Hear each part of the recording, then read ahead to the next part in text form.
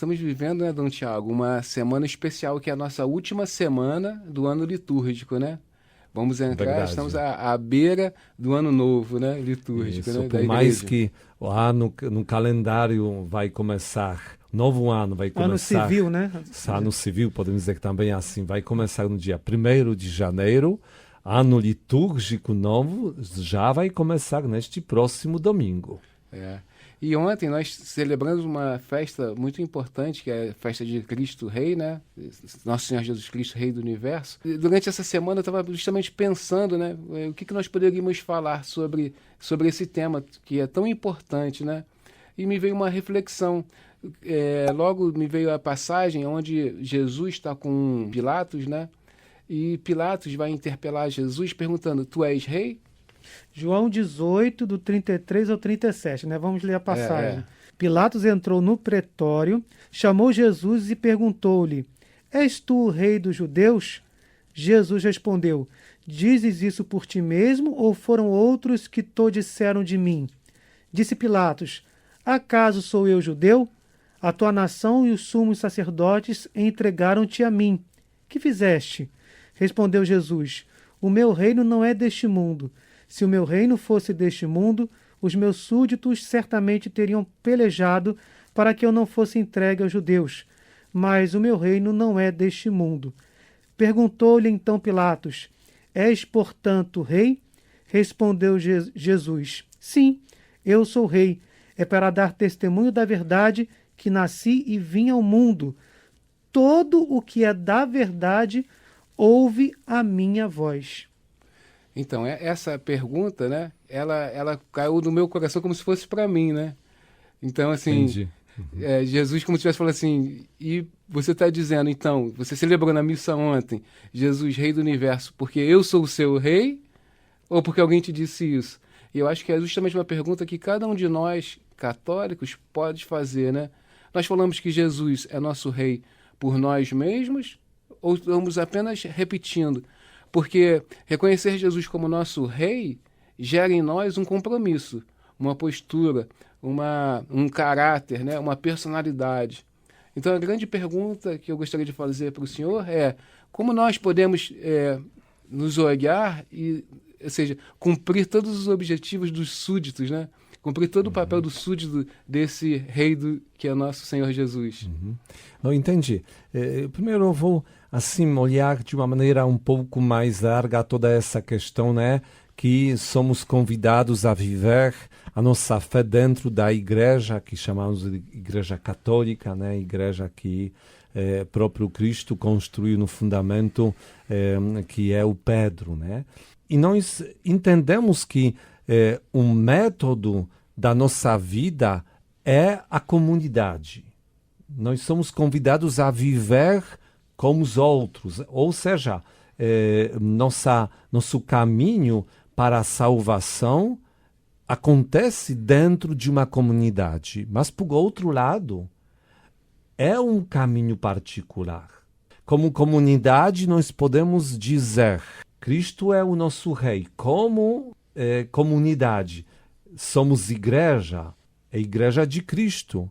Ele é cabeça dessa igreja. Está lá em Isso é Colossenses, né? isso é uma declaração da igreja como toda. Uhum.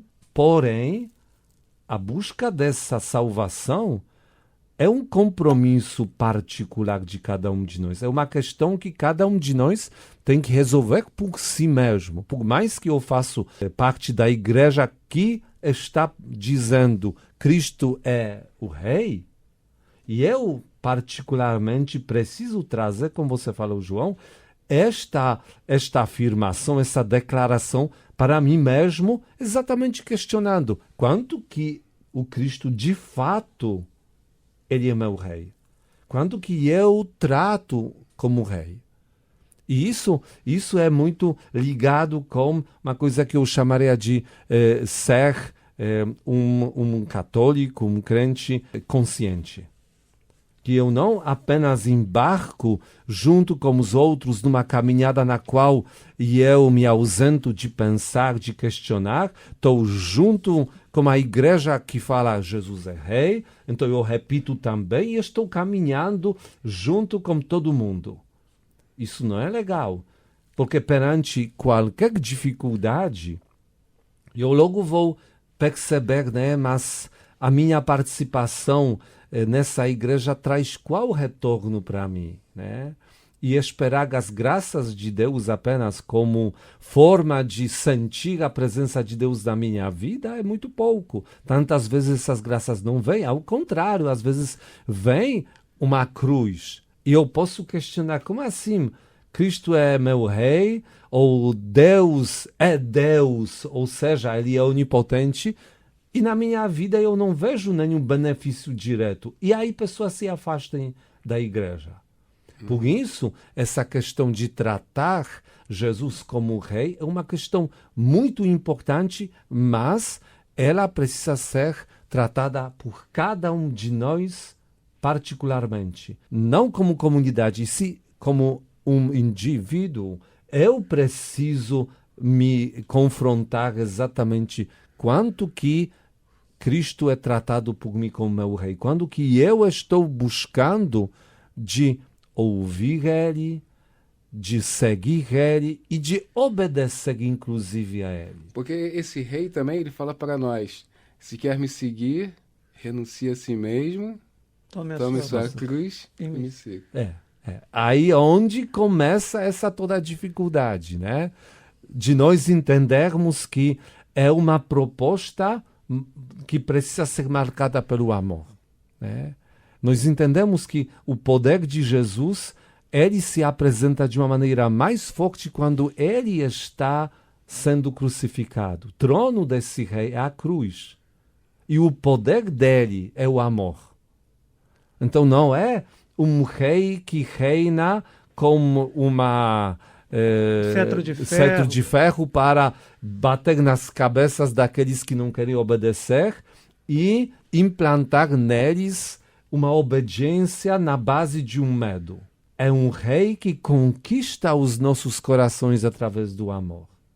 Por isso, e eu só vou conseguir tratar, como você me perguntou, como? Eu só vou conseguir tratar Jesus como rei se eu primeiro reconheço o amor dele por mim. Se eu experimento deste amor que vem ao meu encontro. Se eu percebo de tantas maneiras que eu sou amado. E eu desperto em mim a vontade de também o amar. Exatamente quando começa esta, vamos dizer, troca dentro do amor a qual Deus nos convida, é que eu, claro, reconheço, não é um amor de igual para igual. Eu ainda entendo que nessa relação, por mais que ele me trata como meu amigo, como amigo dele, né? Eu sou amigo de Jesus. Ele me fala isso, né? Como falou para os apóstolos, né? Eu vos trato como amigos, né? Não como servos, né? Mas nós precisamos entender, ok, ele nos trata assim, mas nós não podemos o tratar da mesma maneira. Nós precisamos reconhecer a divindade dele. Ou seja, naquele encontro do amor, sim, eu dou o meu amor. Mas quando começamos a trocar as ideias, conversar, no momento de oração, ainda eu tenho que ouvir o que ele está me ensinando. Eu tenho que abrir meu coração, porque ele é meu rei, no sentido, ele sabe muito mais do que eu. Ele conhece o que para mim é bom.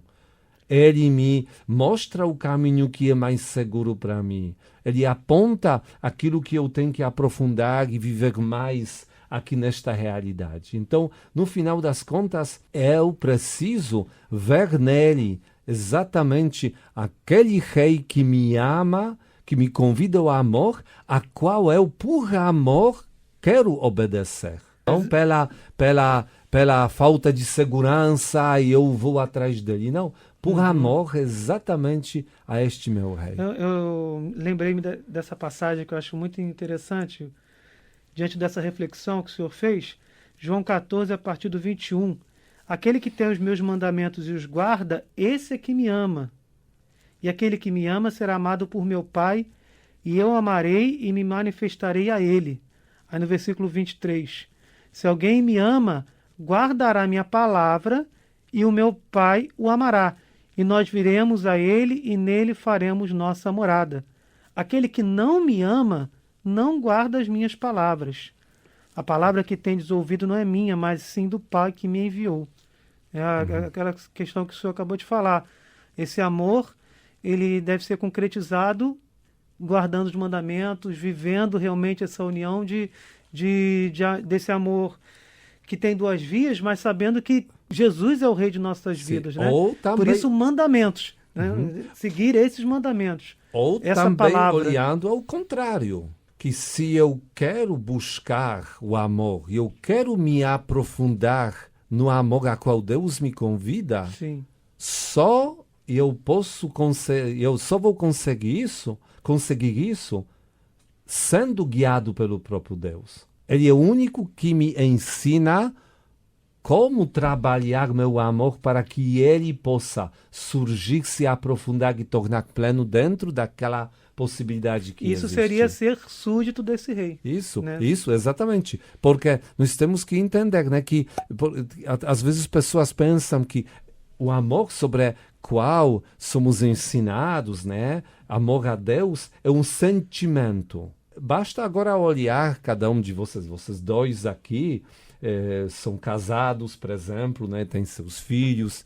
Vocês podem dizer quanto que este amor que vocês vivenciam na família é um sentimento apenas e quanto que é uma postura de vida, na qual, inclusive, precisa até abraçar as coisas que às vezes não são tão agradáveis, mas fazem parte da nossa vida. Renunciar a outras coisas. Renunciar às outras coisas. Decisão faz de amar, parte, né? Faz parte. Sim. Então nós entendemos exatamente que, sendo convidados a essa relação com o nosso rei, só vamos ser capazes de entrar em plena comunhão com ele, comunhão de amor, quando nós aprendemos como fazer isso com o próprio Jesus Cristo, colocando em prática aquilo que nos ensina.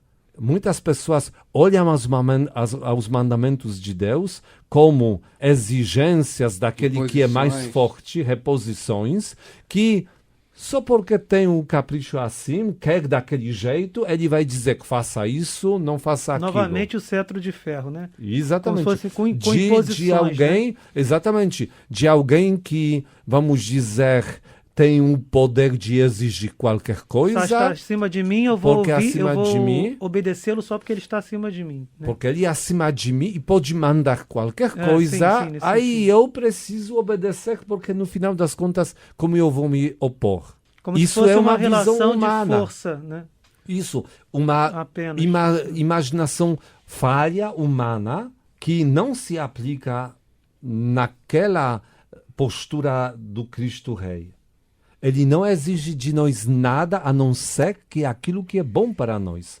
Nós que precisamos exatamente dos limites. Deus, ele não limita a nossa liberdade. Aliás, onde se encontra nosso problema? É que ele não limita a nossa liberdade, onde nós fazemos mais do que gente deveria fazer, quer dizer, além de experimentar aquilo que é bom para nós, nós experimentamos aquilo que não é bom. E achamos que isso é uma liberdade, né? E não é bem assim, né? Então nós precisamos aqui compreender que esse convite do próprio Deus para que nós obedeçamos os mandamentos de Deus é abraçar, na verdade, aqueles limites que ele nos propõe para o nosso bem. Por isso é amor, né? Exatamente, ele não nos não tira de nós aquilo que é bom, aquilo que nos edifica, aquilo que nos faz bem. Ele não tira, ao contrário, incentiva, às vezes até exigindo, no sentido positivo, né, que nós façamos uma coisa que poderia passar como uma coisa pouco importante para nós. Ele fala, não, cuida daquilo. Tem mandamentos positivos, né? Como também negativos, no sentido que ele fala, não faça aquilo. Por quê? Porque precisamos colocar o limite na nossa vida. E nós não somos capazes de colocar limites com segurança. Precisamos ter alguém que vai nos dizer, isso é bom, isso não é bom. Ainda mais se esse alguém é Deus. E aonde vem a nossa tranquilidade, né? Que aqui não se trata de seguir algum rei, algum ser humano bem dotado, bem capaz, muito inteligente. Com as melhores faculdades humanas possíveis. Isso mesmo, né? Aqui se trata do próprio Deus. Então, no final das contas, nós entendemos que a melhor opção para a nossa vida é deixar de lado a nossa opinião, nosso achar, e seguir o achar, o pensar daquele que é o nosso guia, que é nosso rei, que é aquele que nos dá todo o apoio necessário e, às vezes, temos que dizer que serve a nós, inclusive, Sim. com suas graças, com sua postura e com sua morte também e ressurreição. Então, é um rei muito diferente, mas muito próximo também para nós. Então, eu desejo... É aquele que diz que o maior é aquele que serve, né? Isso mesmo. É o rei então, que diz isso. Isso mesmo. Então, nós aqui podemos dizer que bom que temos a oportunidade de experimentar a união, a relação com este rei, e que bom Deus possa nos dar realmente a graça de reconhecer ele e o seguir com toda a fé. Amém. Louvado seja nosso Senhor Jesus Cristo. Para sempre seja louvado.